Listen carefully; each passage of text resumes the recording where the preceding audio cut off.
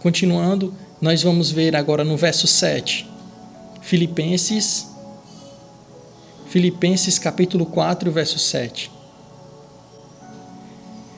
E a paz de Deus, que excede todo o entendimento, guardará os seus corações e as suas mentes em Cristo Jesus.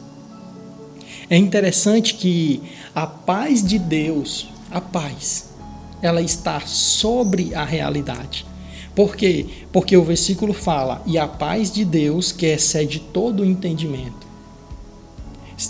Esse entendimento, queridos, ele está vinculado a uma compreensão de tudo que é natural. Esse entendimento está vinculado a toda a compreensão de um raciocínio, de um intelecto, daquilo que se pode ver, daquilo que se pode provar, daquilo que nós podemos fazer.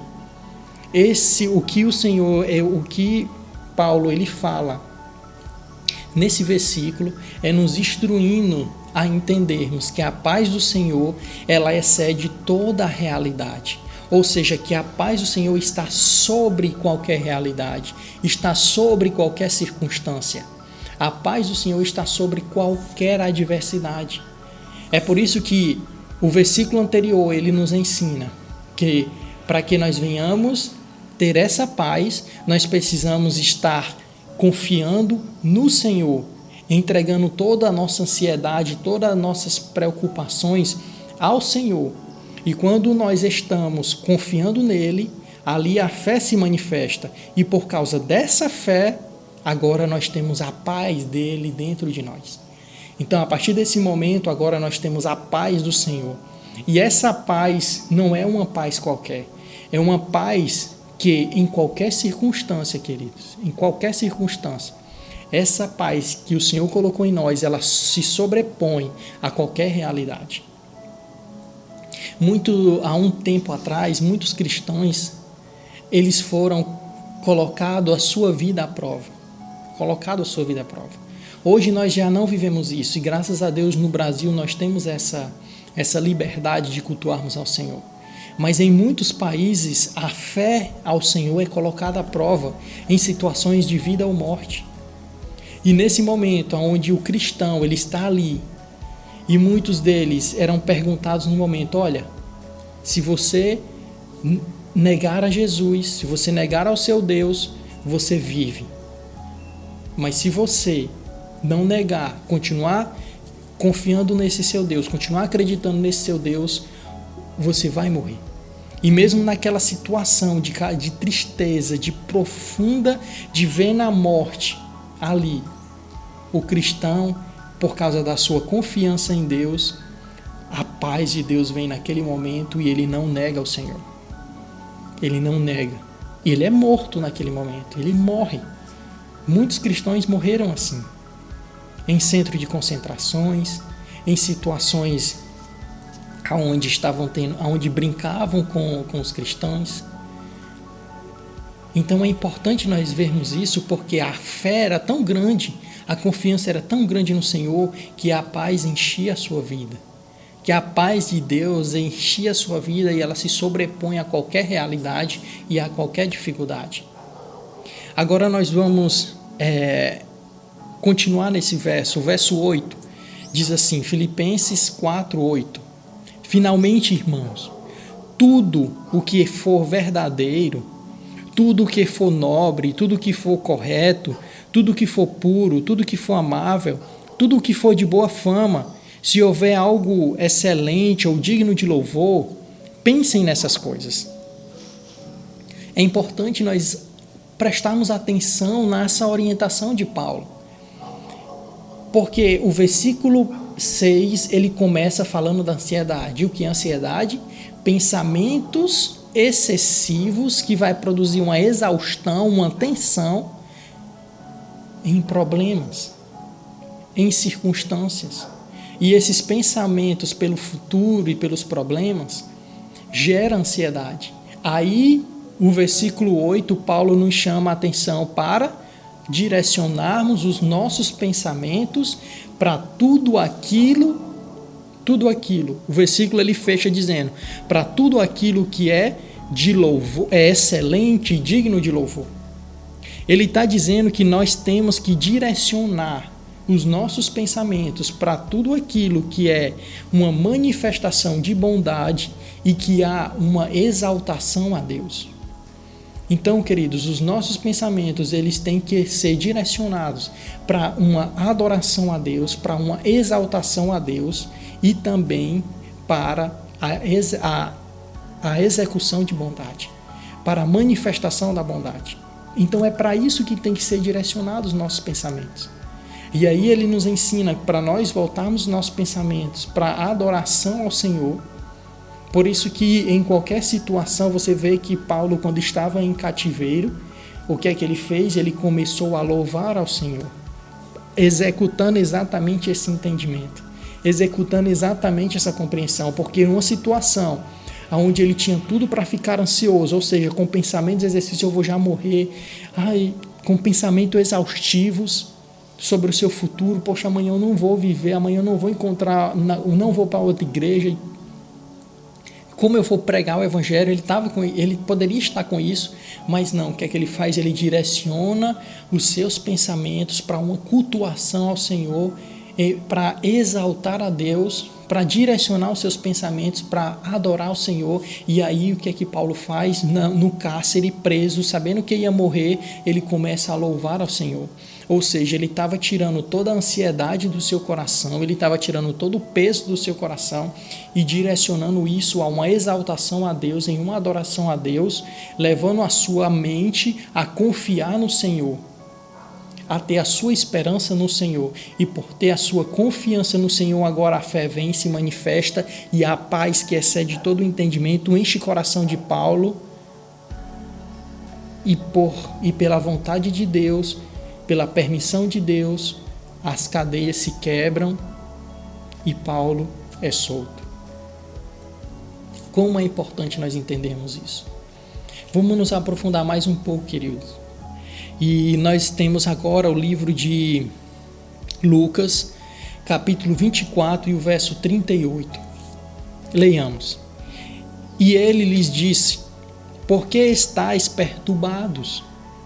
E por que sobem tais pensamentos aos vossos corações? Eu pego só esse versículo para que nós possamos entender o final dele. O final dele que diz: e por que sobem tais pensamentos aos vossos corações? Aqui nós vamos entender o primeiro modo de como os pensamentos e de como há essa interação. O mundo, querido, tudo que é externo, todas as circunstâncias vão produzir pensamentos em nós, vão produzir reflexões, pensamentos em nós.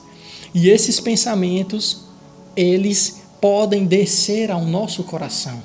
Eles podem descer e quando eles entram no nosso coração, eles podem tomar o lugar, todo o lugar no nosso coração, para encher todo o nosso coração.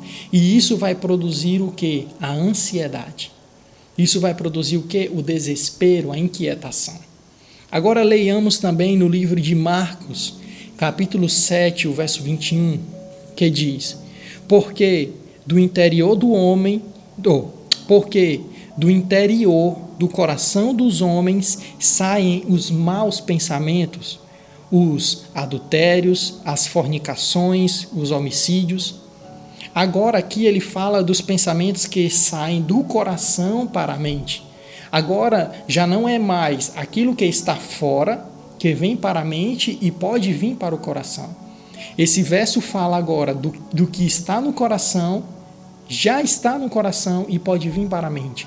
Ele está se referindo à nossa natureza caída, à natureza adâmica, ou seja, a natureza do pecado que habita em nós ainda, que habita em nós.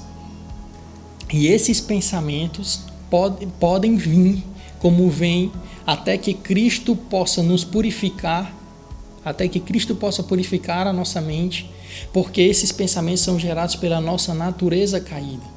A natureza caída, ela está no nosso coração desde o momento que nascemos, ela está no nosso coração, e por isso que Jesus ele nos ensina, é necessário que você nasça de novo. É necessário que o seu coração seja renovado, seja purificado através da água e do Espírito, através do arrependimento de coração e de uma mente santificada. Porque o Espírito fala de uma mente santificada. Nós tratamos disso em aulas passadas.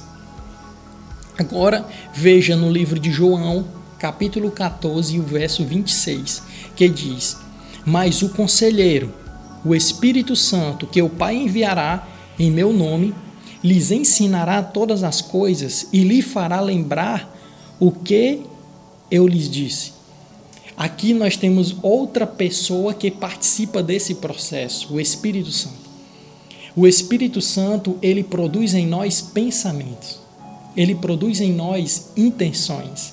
E isso é importante porque essas intenções é para, olha o que o texto fala, lhe ensinará todas as coisas e lhe fará lembrar tudo o que ele disse.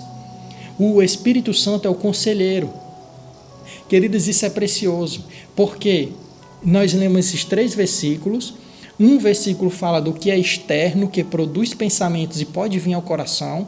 O outro versículo fala daquilo que está no coração e produz pensamentos. E esse versículo agora, ele fala do Espírito Santo, que produz pensamentos em nós. Agora, para fecharmos, veja em 2 Coríntios, capítulo 10 e o verso 5. Destruímos argumentos e toda pretensão que se levanta contra o conhecimento de Deus. Agora presta atenção no final desse versículo. E levamos cativo todo pensamento para torná-lo obediente a Cristo. Isso é precioso, porque todos os pensamentos eles precisam ser submetidos ao Espírito Santo. Aquilo que nós vemos que vem ao nosso pensamento, que pode descer ao nosso coração, ou a nossa natureza caída que está no nosso coração, que vem ao pensamento, eles têm que se submeter agora ao Espírito Santo que habita em nós. Isso é lindo, amados. Agora os pensamentos têm que se submeter ao Espírito Santo e agora nós temos essa autoridade de levar todo pensamento que se opõe às verdades do Espírito, às verdades do Espírito Santo, nós temos toda a condição de levar isso a cativo. Ou seja, dizermos que os pensamentos, quando forem produzidos em nós, não significa que você é uma pessoa má, que você é uma pessoa ruim quando vier esses pensamentos. Significa o que você está fazendo com esses pensamentos. Você está permitindo que esses pensamentos controlem e dominem sua vida, ou você, como autoridade de Deus para governar a si mesmo, você pega esses pensamentos e submetem ele ao governo do Espírito, dizendo: esses pensamentos estão se opondo às verdades de Deus, então eu coloco eles presos. Eu vou prender esses pensamentos porque esses pensamentos estão se opondo às verdades do reino.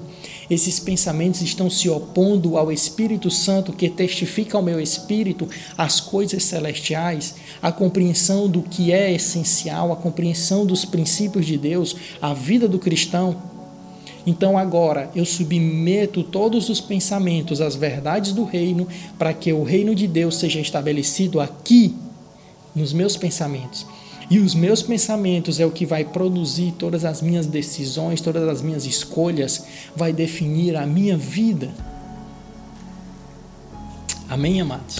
Agora nós vamos entrar nas aplicações práticas. Eu quero deixar 3 aplicações práticas para você. A primeira aplicação prática: decida em quem estará a sua confiança. Primeiro, decida em quem estará a sua confiança.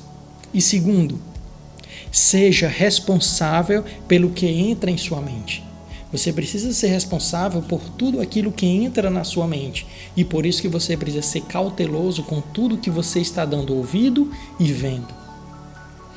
Agora, o terceiro: submeta seus pensamentos às instruções do Espírito Santo. Todos os pensamentos que vier a você, submeta ele ao governo do Espírito Santo. E diga: Espírito Santo, isso vem de ti, isso vem do meu coração pecaminoso, ou isso está vindo do mundo? E eu submeto tudo isso às verdades do reino, eu submeto isso a você, Espírito Santo. E a partir daí o governo do Espírito vem sobre a sua mente e a sua vida agora já não é mais sua, é do Senhor. Amém? E para finalizarmos, vamos deixar a leitura completa do capítulo 10 de 2 Coríntios. Então leia, amados, capítulo 10 de 2 Coríntios, em nome de Jesus. E que a paz do Senhor, que excede todo o entendimento, esteja sobre você, esteja sobre a sua casa e a sua família, em nome de Jesus.